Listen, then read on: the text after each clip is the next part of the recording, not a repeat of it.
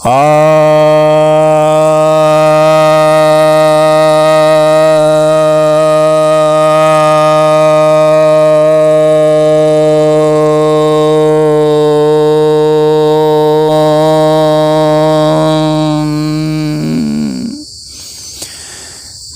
भक्तजनों को सप्रेम नमन।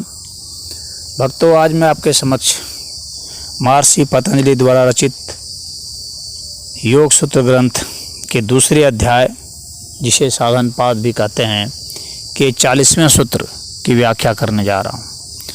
यह सूत्र कहता है, शौचात् स्वांग जुगुप्सा परेर संसर्गः, अर्थात शौच से, अपने अंगों से घृणा हो जाती है और दूसरों से संसर्ग का अभाव होता है, यानी दूसरों से मिलने का अभाव होता है। तो यहाँ पर पतंजलि जी बता रहे हैं कि जो शौच क्रिया है, यानी जिससे कि हम अपने मल को साफ करते हैं, शरीर को धोना, आँख नाक कान मुंह को साफ करना, मल मूत्र को साफ करना, थूक लार को साफ करना, रक्त को साफ करना, कफ को पित्त को साफ करना, फिर अपने मानसिक जो मल हैं, दुर्गुण हैं, उनको साफ करना, जो हमारे इर्द गिर्द वस्तुएं हैं उसमें जो मल जम जाते हैं उनको साफ करना, हमारे चित्त में जो मल जमे हुए हैं, विकार हुए हैं, उनको साफ करना, हमारे भावों में जो दोष आ गए हैं, जो मल आ गए हैं, उनको साफ करना।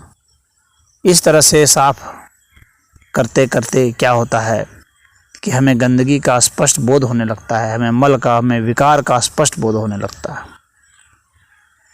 क्योंकि सफाई वही करते हैं जिन्हें विकार का बोध होता है, जिन्हें गंदगी का बोध होता है। तो जब गंदगी का बोध होगा, शरीर की गंदगी का, मन की गंदगी का, बुद्धि की गंदगी का, चित्त की गंदगी का, अंतःकरण की गंदगी का, भावों की गंदगी का, तो इन्हें जब हम साफ करेंगे तो हमारा चित्त निर्मल शुद्ध हो जाएगा, हमारा शरीर, हमारा मन बुद्धि सब शुद्ध होने लगेंगे और शुद्ध चित्त जो है प्रकाशित होने लगता है फिर। और उससे क्या होता है कि हमें दूसरों के साथ संबंध बनाने से, संसर्ग करने से, यानी जब भी हम संबंध बनाते हैं तो संग्रह होता है, मल बनता है, विकार बनते हैं। संबंध बनाना विकार ही है, और ये जो संबंध बनते हैं वे सब मल है। यानी कोई भी प्राकृतिक वस्तु, व्यक्ति, तत्व, कोई भी जो आप नहीं है, आप जो स्व नहीं है, वो पर है। स्व और पर में ही अंतर है। स्व मतलब आत्मा, पर मतलब जो आत्मा नहीं है। तो जो आत्मा नहीं है, चाहे वह बुद्धि ही हो क्यों ना हो, चाहे हमारी इंद्रियां ही क्यों ना हो, चाहे हमारा शरीर ही क्यों ना हो, ये सब पर ही है।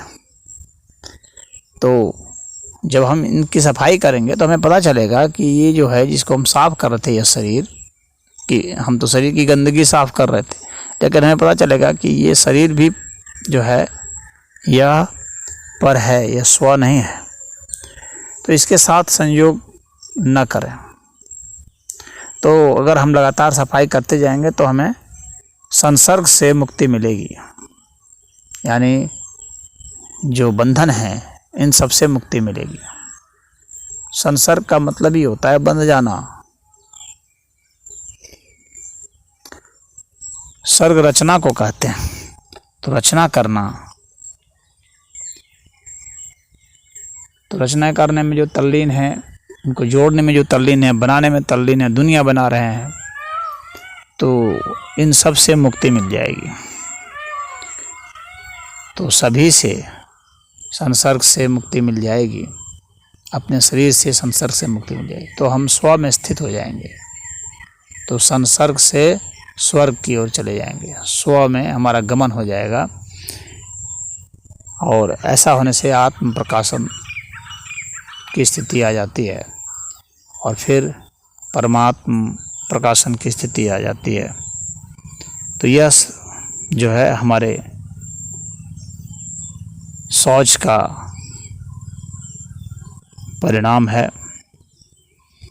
तो इसीलिए शौच को इतना महत्व दिया गया है। तो पतंजलि जी यहाँ पर बताना चाह रहे हैं कि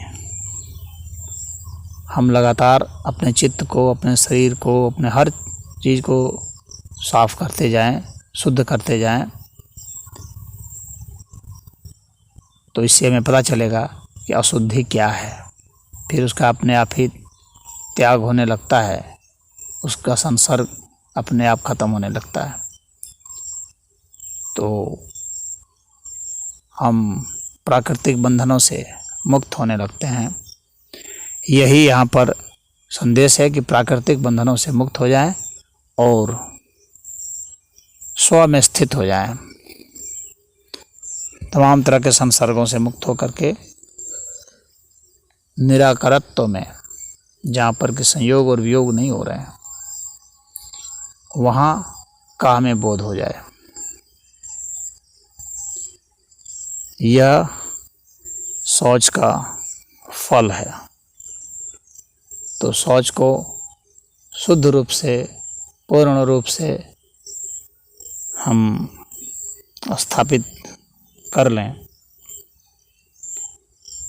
तो यहाँ पर जो बताया है ये कि अपने अंगों से घृणा हो जाती है। तो यहाँ अपने अंग से इसका अर्थ हो जाता है कि जो भी स्व से, आत्मा से जो भी भिन्न है, ये सब जिसको हम अपने अंग कहते हैं, उन सब से भी घृणा हो जाएगी, उन सब से हमारी दूरी बन जाएगी।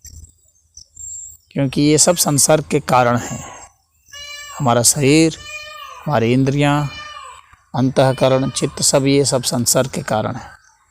तो इनका हमें बोध होता जाएगा और इनके संसर्ग का भी बोध होता जाएगा और इन सब से हम मुक्त होते चले जाएंगे। तो वह हमारी दृढ़ स्थिति में, वह हमारे में साक्षीपन भाव आ जाता है और तब जो है हम वास्तव में आत्म प्रकाश को प्राप्त हो जाते हैं। ओम।